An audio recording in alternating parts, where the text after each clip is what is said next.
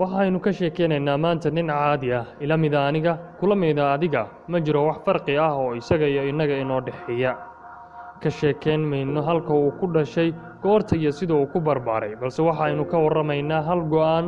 oo kaliya tamar uuna uu qaatay balse ugu filan magaciisa inuu ku oolaado taariikhda dunida ee waaraysa badan inta aynu ku aragno filmaanta actionka ah halyeyga filimka oo badbaadinaya dunida oo dhan dabcanse waxa ay tahay oo qura sheeko aan la rumaysan karin oo ay adag tahay inay dhacdo mana jiro qof caadiya u babax dhigi kara kaligiis awood ballaaran oo dunida khatar ku ah balse maanta waxa aan kaga warrami doonaa shakhsi kale inuu badbaadiyo dunida oo idil se waa dunida dhabta ee ma ahan dunida khiyaalka ah waxa ay bilaabanaysaa qisada tani 1962 markii ay dooneen midowga Sofiyeeti in ay si hoose u geeyaan Kuba gantaalo nooca nukliyeerka xambaara ah si ay ugu garaacaan Mareykanka haddii loo baahdo taasi oo khalkhal toos ah gelin doonta nabadgelyada iyo jiritaanka dambe ee Mareykanka balse waxa ay ogaadeen ciidamada sirdoonka ee Mareykanku hawshaasi gantaalada lagu keenayo xuduudkeeda halkan oo bilow u ahayd baqdin looga baqayo dunida oo idil inay baaba'do saameynta awoodeed ee nukliyeerka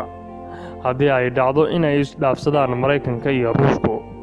waxaana jirtay waqtigaasi dagaaladii kululaa ee u dhaxeeyay Mareykanka iyo Kuba oo ay ahaayeen ciidamada Mareykanku kuwa dhufays walba ugu jira burburinta gantaalada Kuba waqtigaasi aad sawran ka dhoo carcarta dagaal ee jidha waxaa dhacday in gujis uu ku rakiban yahay gantaal nukliyeer ahi oo laga leeyahay dalka Ruushka uu aad ugu dhawaado meel ay deganaayeen ciidamada Mareykanka hawada sare ee goobtaasi aadka isugu dhow yihiin khataruhu ayaa waxaa ka dhacday shil diyaaradeed nooca dagaalka ah oo laga leeyahay Mareykanka taasi oo tuhun ku gelisay ciidamada Ruushka ee gujiska badda hoostiisa ku jidha saarnaa in lagu soo weeraray gantaal nukliyeer ah waxaase khatarta u weyni ay dhacday markii gujisku uu si khaldan u bixiyay alarm sheegaya in gantaal Mareykan ah lagu riday dhulka midowga Sofiyeeti taasi oo ay bilow uga dhigeen in uu bilaamay dagaal saddexaad oo dunida ah waxaana ay diyaarsadeen kuwii gujisku gantaaladoodii iyagoo oo sugaya kaliya in loo qaado codka aqlabiga ah ee saddexleyda ah ee u ah sharciga rididda nukliyeerka codkaasi oo ka soo baxa saddexda hage ee ugu sarreeya si ay u ridaan nukliyeerka uguna jihayaan dhankaas iyo Mareykanka waxaa judhiba dhacday codaynta oo si degdeg ah loo codaynayay xaaladda adag ee jirta awadeed waxaana isku waafaqay laba ka mid ah saddexda la rabo inay isku raacaan waxaana markan nabadda dunida sii jiritaankeeda gacanta ku haya taliyaha saddexaad ee ugu dambeeya haddii uu isna ku raaco waa baaq bilow dagaal saddexaad oo ay dunidu galayso balse markan waa nukliyeer hagaha ciidanka ee saddexaad ee codkiisa la sugayo waa General Vasily Alexandrovich Arkhipov nasiib wanaageenna dhammaanteen waa uu diiday inuu ku raaco fikir badan oo gundheer kadib si uu u noqdo go'aankiisa mid badbaadiyay dunida oo idil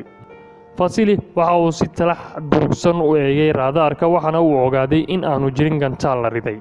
waxaase gadaal lagu ogaaday digniinta alarmigu bixiyay inuu ahaa mid si khaldan u dhacday oo ka timi fallaaraha qoraxda iyo qaraxa duyuuradaha oo fallaar celin ku sameeyay raadaarka gujiska go'aankan adag ee uu qaatay haddii aanu jirin waxa ay noqon lahayd masiirka Washington, London, Paris iyo Moscow kuwa ciida gala oo waqtiyo lagu xasuusto si dirqi ah waxaana faraha ka bixi lahaa 5550 gantaal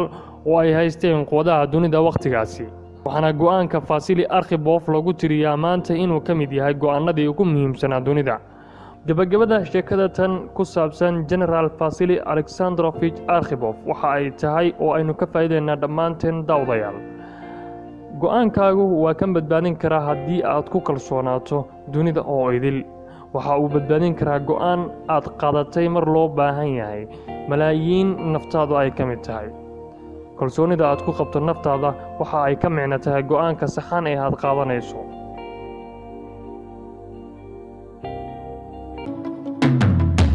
fadlan ugu dhiirigeli subscribe iyo share deena ka hel channelkeena taariikho dad nolosha guula ka gaaray iyo warbixino xiiso leh mahadsan